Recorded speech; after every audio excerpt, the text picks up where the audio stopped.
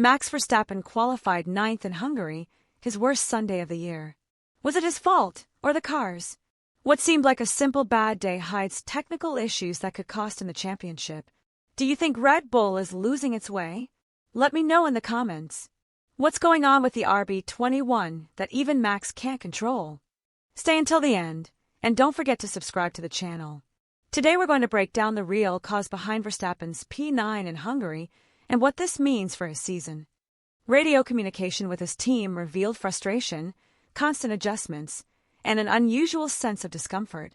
The technical and demanding Hungaroring circuit seemed to highlight all of the RB21's weaknesses. Most striking was the car's handling. The RB21 didn't respond as usual. In slow corners, the car lacked grip. In fast sections, it was unstable.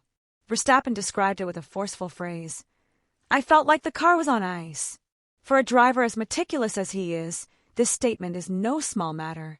It means it was not only difficult to drive, but also unpredictable, leading to an immediate loss of confidence with each flying lap. Track conditions also played a key role. During qualifying, the temperature dropped suddenly and the wind changed direction, two factors that directly affect aerodynamic balance. This particularly affected the RB21, which was already struggling to adapt to tracks with lower asphalt temperatures.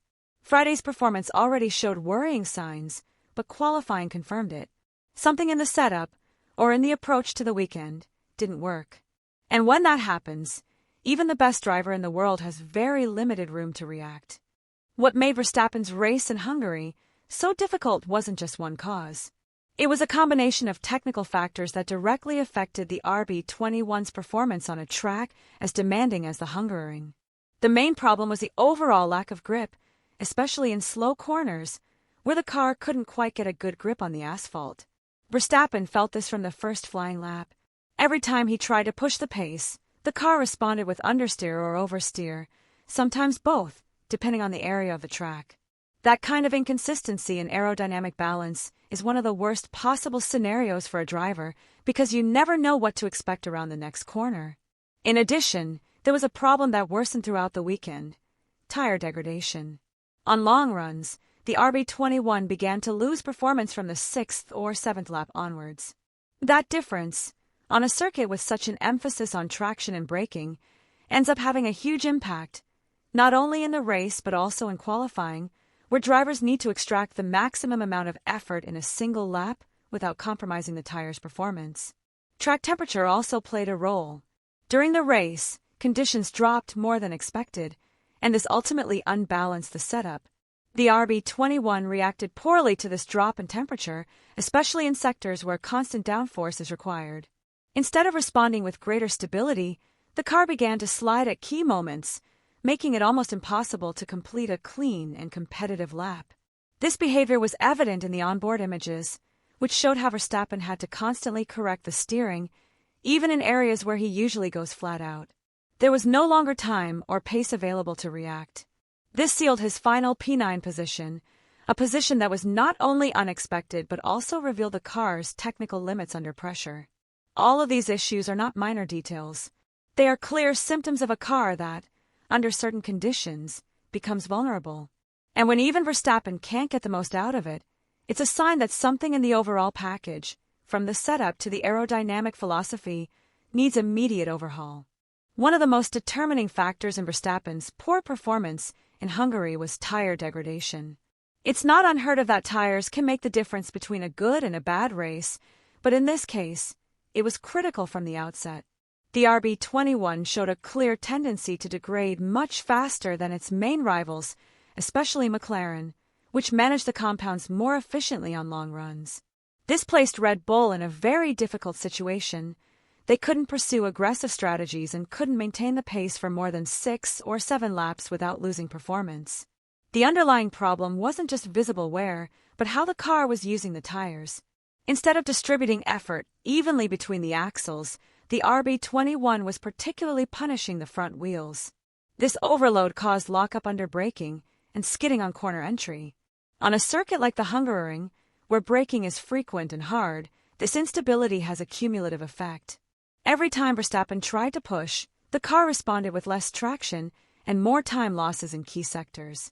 And when you try to compensate with more downforce or suspension adjustments, you risk creating other imbalances that further affect overall performance.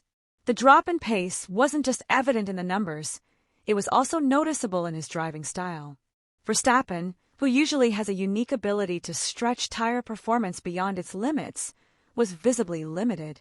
His long-run pace didn't allow him to plan attacks or defend with confidence.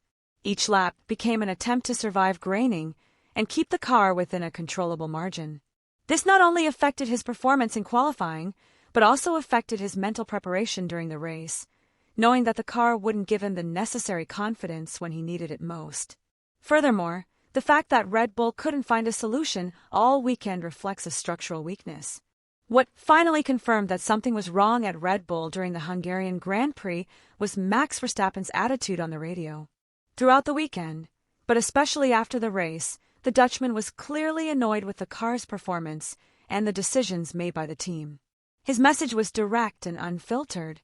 "It was a bad idea.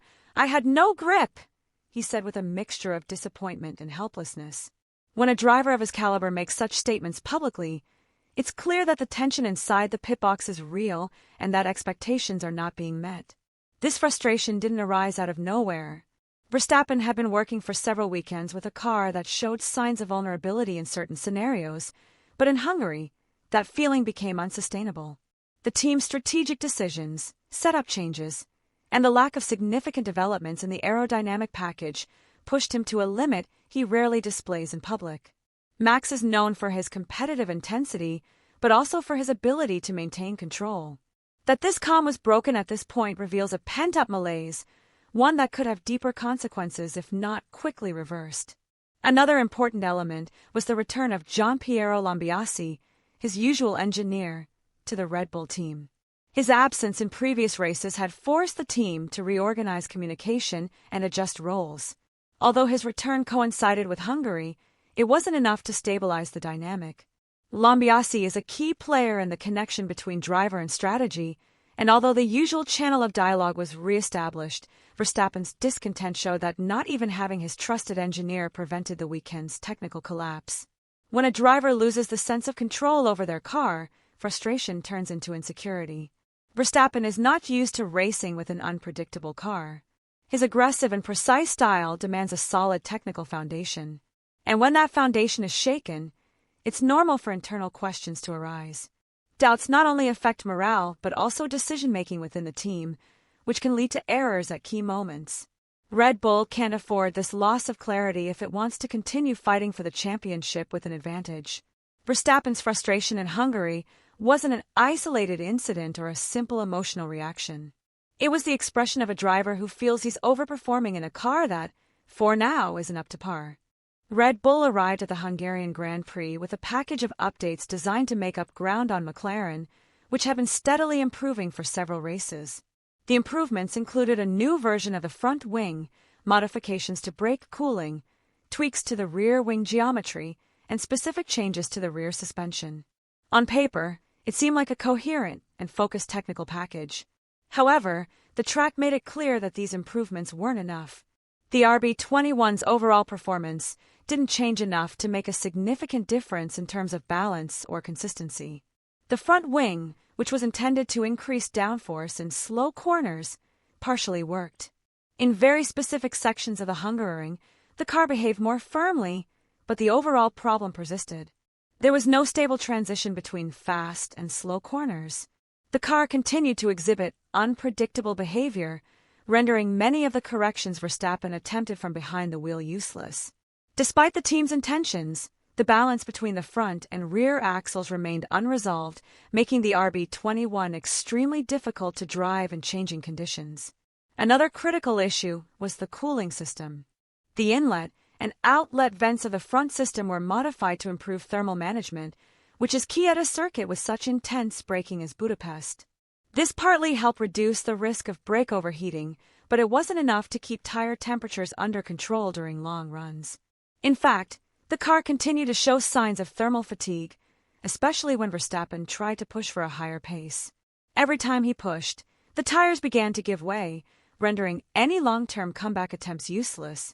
Adjustments were also made to the car's floor, seeking to better channel airflow under the chassis. This area is vital for generating downforce without compromising straight-line speed. But once again, the impact was marginal.